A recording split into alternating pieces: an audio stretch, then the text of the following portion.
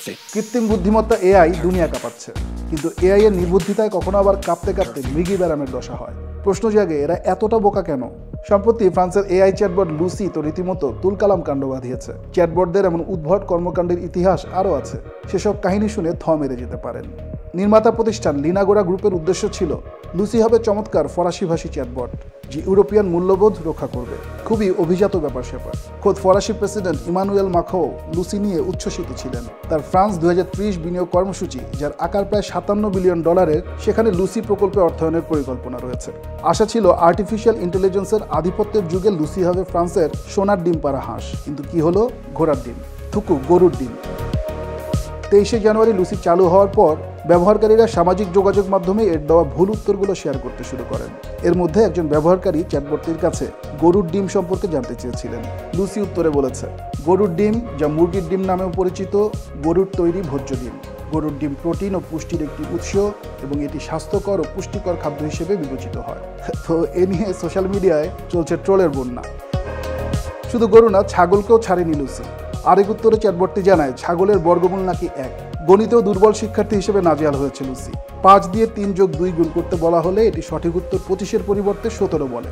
তো একের পর এক এমন ব্লান্ডার ঘটানোর পর লুসিকে বন্ধ করে দেওয়া হয়। আগামী 10ই ফেব্রুয়ারি প্যারিসে বসছে আর্টিফিশিয়াল ইন্টেলিজেন্স অ্যাকশন সামিট। এতে অংশ নেবেন ফরাসি প্রেসিডেন্ট। এর আগে লুসি কাণ্ডে বেকায়দায় পড়ে গেছেন মাখো। লুসি কিন্তু একা নয়, ইতিহাসে এমন অনেক চ্যাটবট আছে যারা নিজেদের নির্বুদ্ধিতার কারণে ধ্বংস হয়ে গেছে। 2016 সালে মাইক্রোসফট বানিয়েছিল টে নামে এক চ্যাটবট। তাকে শিশু কিশোরদের মতো নিরীহ নিষ্পাপ কথা বলার মতো করে তৈরি করা হয়, অর্থাৎ এর টার্গেট গ্রুপ ছিল টিনেজাররা। কিন্তু 24 ঘন্টার মধ্যেই ইন্টারনেট টেকে পেয়ে বসলো।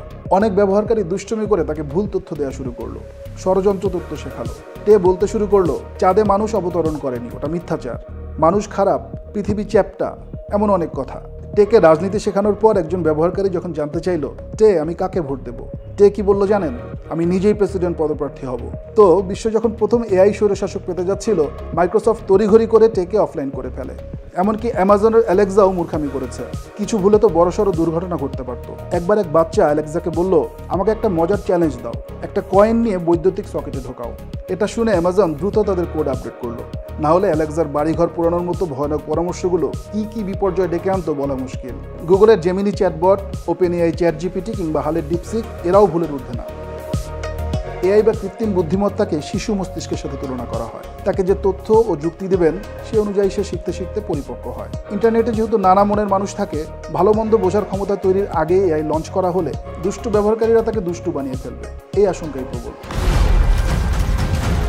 সায়েন্স ফিকশনে অনেক গল্পে বলা হয় মানবজাতির অস্তিত্ব এআই এর কারণে হুমকির মুখে পড়বে। মনে রাখতে হবে, তেমন যদি কখনো হয়ই, সেজন্য দায়ী থাকবে মানুষ নিজেই।